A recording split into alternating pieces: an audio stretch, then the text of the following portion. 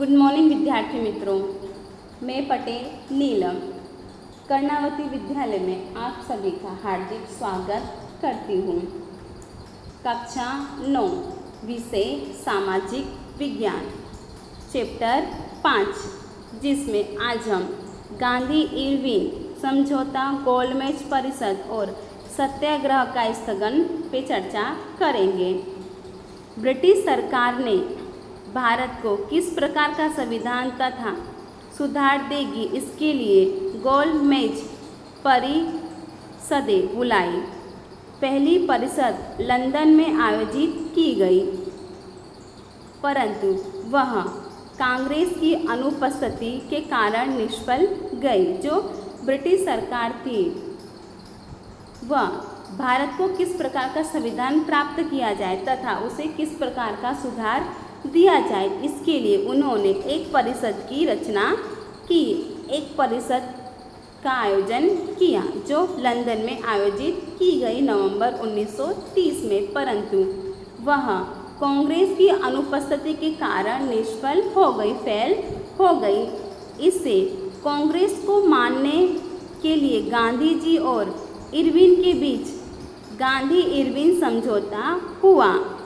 इसमें कांग्रेस को मनाने के लिए गांधी जी और इरविन के बीच जो समझौता हुआ उसे गांधी इरविन समझौता कहा जाता है। मार्च 1931 में, जिसमें सत्याग्रह की नीति, जिसमें नमक बनाने की स्वतंत्रता और शांति, पिकेटिंग की सहमति मुख्य मुद्दा थी। उसमें सत्याग्रह की क्रांति और नमक बनाने की स्वतंत्रता और शांति, यह इसके मुख्य मुद्दे थे।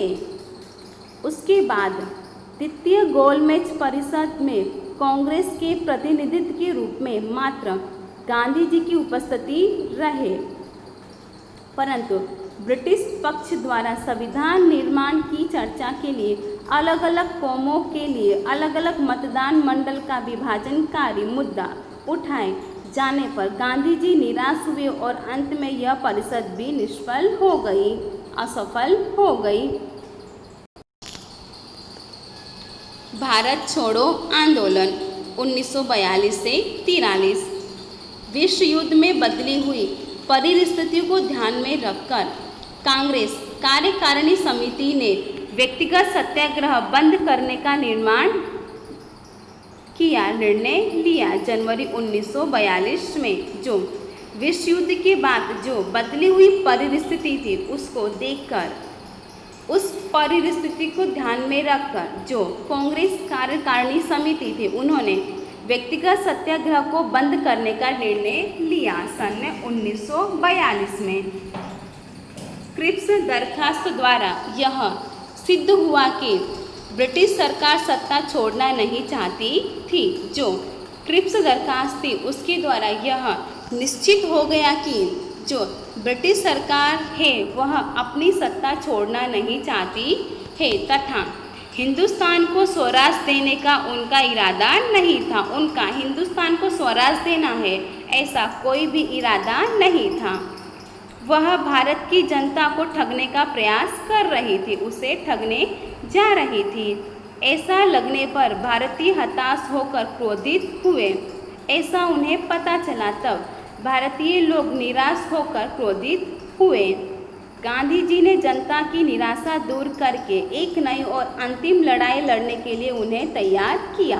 गांधी जी ने उस समय क्या किया, जनता की जो निराशा थी उसे दूर कर और उन्हें एक अंतिम लड़ाई लड़ने के लिए तैयार कर लिया।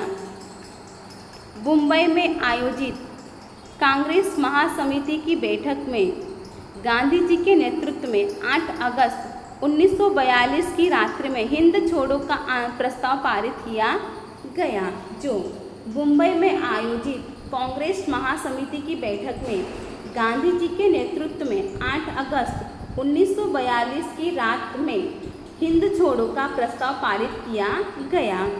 प्रस्ताव के दूसरे दिन प्रातःकाल गांधी जी, वल्लभ भाई पटेल, जवाहरलाल नेहरू, मौलाना आज़ाद के साथ ही देश के अग्रगण्य कांग्रेस नेताओं की गिरफ्तारी की गई। इन सभी लोगों की गिरफ्तारी हुई। समाचार पत्रों पर प्रतिबंध लगा दिया गया। जो समाचार पत्र थे उन पर भी प्रतिबंध लगा दिया गया। प्रांतीय और जिला स्तर के कांग्रेसी नेताओं को भी पकड़ लिया गया। जो प्रांतीय और जिला स्तर के जो नेता थे उन्हें भी पकड़ लिए गए। गांधी जी सहित सभी नेताओं की गिरफ्तारी के परिणाम स्वरूप देश के शहरों तथा गांवों में एकाएक जोरदार हड़तालें शुरू और गांधी जी ने कहा इन सभी नेताओं और गांधी जी के साथ जो नेताओं की गिरफ्तारी हुई उसके परिणाम स्वरूप देश के शहरों और गांवों में एकदम जोरदार हड़तालें शुरू हो गई, जिस पर गांधी जी ने कहा कि आज़ादी के लिए मेरी यह अंतिम लड़ाई है, कि आज़ादी प्राप्त करने के लिए यह मेरी अंतिम लड़ाई है और उसके लिए लोग सब कुछ बलिदान करने के लिए तैयार थे। इस आज़ादी के लिए लोग अपना सब कुछ बलिदान करने के लिए तैयार था। उनका एक ही सूत्र थे, करेंगे या मरेंगे। हिंद छोड़ो आंदोलन के दौरान हड़तालें। देश के गांव और शहरों में मजदूर, किसान, युवक, विद्यार्थी, शिक्षक, व्यापारी तथा स्त्रियों आदि ने इस कार्यक्रम में भाग लिया। जो देश के गांव और शहर में जो मजदूर, किसान, युवक, विद्यार्थी, शिक्षक, व्यापारी तथा स्त्रियों ने भी इस कार्यक्रम में आगे आकर भाग लिया। मजदूरों ने कारखानों में हड़ताल की। जो मजदूर लोग थे उन्होंने कारखाने में हड़ताल की। जमशेदपुर के लोहे के कारखाने में तथा मुंबई और मद्रास की कपड़ा मिलों में हड़तालें हुई। अहमदाबाद की 75 मिलों में 1,40,000 मजदूरों ने 105 दिन तक हड़ताल रखी। देश भर में शांत और अपूर्ण हड़ताल हुई। देश में कैसी शांत और अपूर्व हड़ताल हुई थी।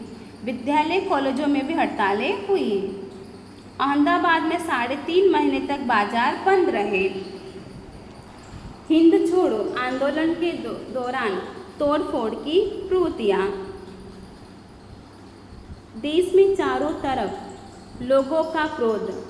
ब्रिटिश सरकार द्वारा दमन नीति अपनाने के विरुद्ध शहरों तथा गांवों में लोगों की टोलियों द्वारा तार, टेलीफोन, रेलवे लाइन, सरकारी मकान, पोस्ट ऑफिस, पुलिस स्टेशन, सरकारी कार्यालय, पुल, मार्गों, विद्यालय, कॉलेज के मकानों, रेलवे स्टेशनों आदि को तोड़ डालने, संपत्ति लूटने और आग लगाने की घटनाएं बड़ी संख्या में हुई थी। हिंद छोड़ो आंदोलन के दौरान यह सब तोड़फाड़ की प्रवृत्तियाँ हुई थी।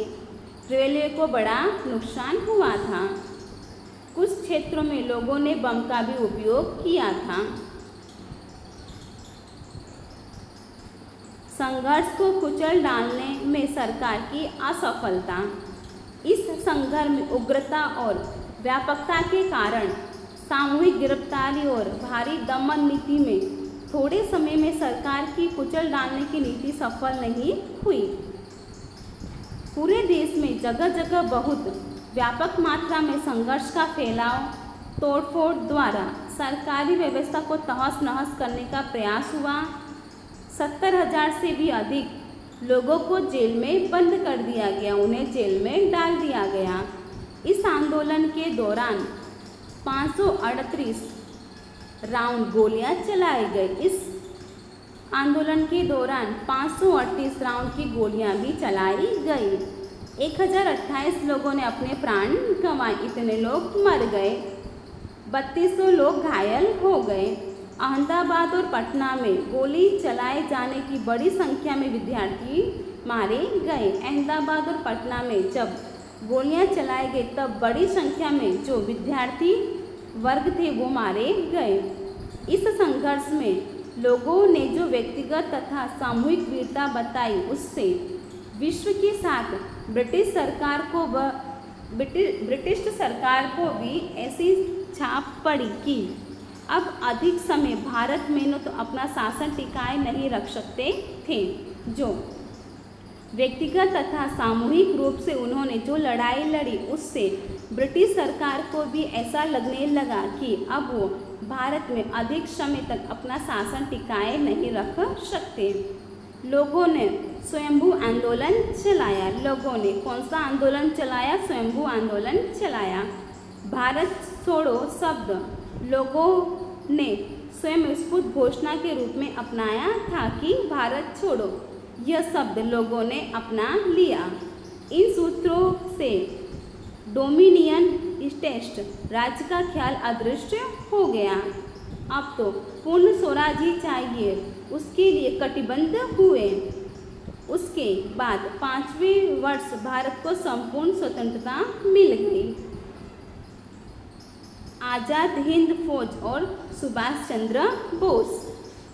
सुभाष चंद्र बोस का जन्म ओडिशा राज्य के कटक शहर में हुआ था 23 जनवरी 1897 में। जो सुभाष चंद्र बोस थे उनका जन्म कब और कहाँ हुआ था? सुभाष चंद्र का बोस ओडिशा राज्य के कटक शहर में सन 1897 में हुआ था 23 जनवरी के दिन। उनके पिता राय बहादुर जानकीनाथ बोस सरकारी वकील थे। उनके जो पिता थे वो क्या थे? एक सरकारी वकील थे। माता श्रीमती पार्वती देवी धार्मिक प्रवृत्ति वाली थी, वो धार्मिक प्रवृत्ति करती थी। कोलकाता की प्रेसिडेंसी कॉलेज में से बहुत अच्छे अंकों से परीक्षा पास करके विशेष अध्ययन के लिए इंग्लैंड गए। जो कोलकाता की जो प्रसिद्ध कॉलेज थी उसमें उन्होंने बहुत अच्छे अंकों से परीक्षा पास करके आगे की पढ़ाई के लिए वह इंग्लैंड चले गए। वहाँ से बहुत कठिन मानी जाती ICS इंडियन सिविल सर्विस की परीक्षा चौथे नंबर से उत्तीर्ण करके वे कोलकाता वापस लौटे। वहाँ पर जो सबसे कठिन परीक्षा मानी जाती इंडियन सिविल सर्विस, उसमें उन्होंने चौथे नंबर से पास होकर वे वापस कोलकाता आ गए। ऐसा सोचा था कि यह बंगाली लड़का भविष्य में ब्रिटिश सरकार के वफादार सैनिक बनेगा। सबका मानना यह था कि जो यह बंगाली लड़का है भविष्य में जो ब्रिटिश सरकार है उनका वफादार सेवक बन जाएगा। उसी ने भारत की ब्रिटिश हुकूमत के विरुद्ध स्वतंत्रता सेनानी के रूप में काम किया। पर यहाँ पर उसी व्यक्ति ने जो ब्रिटिश हुकूमत थी उसके विरुद्ध जाकर स्वतंत्रता सेनानी के रूप में मुख्य कार्य किया। कोलकाता के प्रेसिडेंसी कॉलेज में अंग्रेज अध्यापक ओट द्वारा रंग भेद की नीतियाँ और भारतीय विद्यार्थियों के साथ अपमानजनक व्यवहार और अभिमान के कड़वे अनुभवों ने उनके मस्तिष्क में क्रांति के बीज बोए। जो कोलकाता की जो कॉलेज थी वहाँ के जो अध्यापक थे उन्हें ये सब अपमानजनक विद्यार्थियों के लिए जो उनका भेदभाव का जो उनका अनुभव था उन्हें मजबूर कर दिया कि वह क्रांति के उनके बीज बो गए। उन्हें भारत के स्वतंत्रता संग्राम में बहुत अधिक रुचि थी, उन्हें बहुत अधिक उसमें रुचि थी। वे भारतीय महासभा के सक्रिय कार्यकर्ता बन गए। वह जो महासभा थी उसके अधिक सक्रिय कार्यकर्ता बन गए। वे राष्ट्रीय स्वराज दल से जुड़कर 1923 में थोड़े समय में ही युवकों के अति प्रिय नेता बन गए थे, सबको लोकप्रिय बन गए। सभी ने अयोध्या आंदोलन की लड़ाई में वे आगे रहे और कारावास भोगा था, उन्हें जेल की सजा भी हुई थी। ईस्वी सन 1938 में मात्र 41 वर्ष की युवा अवस्था में हरिपुरा कांग्रेस अधिवेशन के कांग्रेस अध्यक्ष के रूप में नियुक्त होना उनकी लोकप्रियता और योग्यता का द्योतक था। मात्र 41 वर्ष की उम्र में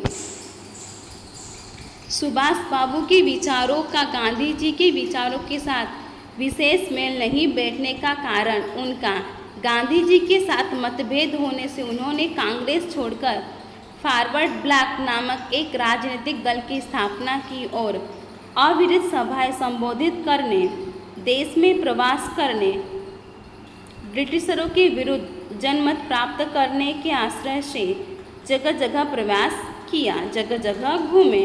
अंत में हिंद सुरक्षा धारा के अंतर्गत उन्हें गिरफ्तार करके कारागार में बंद कर दिया गया। ईस्वी सन 1940 में उन्हें जेल में बंद कर दिया गया। कारावास में एक राजनीतिक कैदी के रूप में उनके साथ अनुचित व्यवहार होने से उन्होंने आमरण उपवास किया। उनके साथ अच्छा व्यवहार नहीं हुआ, इसलिए उन्होंने आमरण उपवास किया। उनकी तबीयत खराब होने से उन्हें उनके निवास स्थान पर ही नज़रबंद रखा गया। उनकी तबीयत खराब हो गई, इसलिए उन्हें अपने निवास स्थान पर ही कैद कर दिया गया। परंतु वे पठान का वेश बदलकर कोलकाता से पेशावर, काबुल, ईरान, रूस होकर बर्लिन पहुँचे। वेश बदलकर 28 मार्च 1942 जर्मनी में भारतीयों ने उनका हार्दिक स्वागत किया।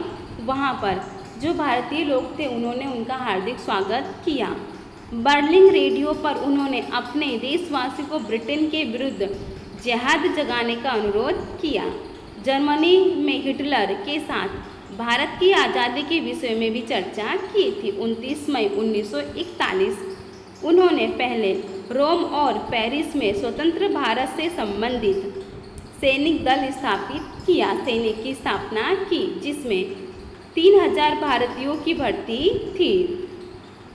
भारत में से भागकर जापान में बसे हुए भारतीय क्रांतिकारी नेता राम बिहारी बोस ने सभी मंडलों को जोड़ने वाली एक संस्था इंडियन इंडिपेंडेंस लिंक नामक केंद्रीय संस्था स्थापित की थी।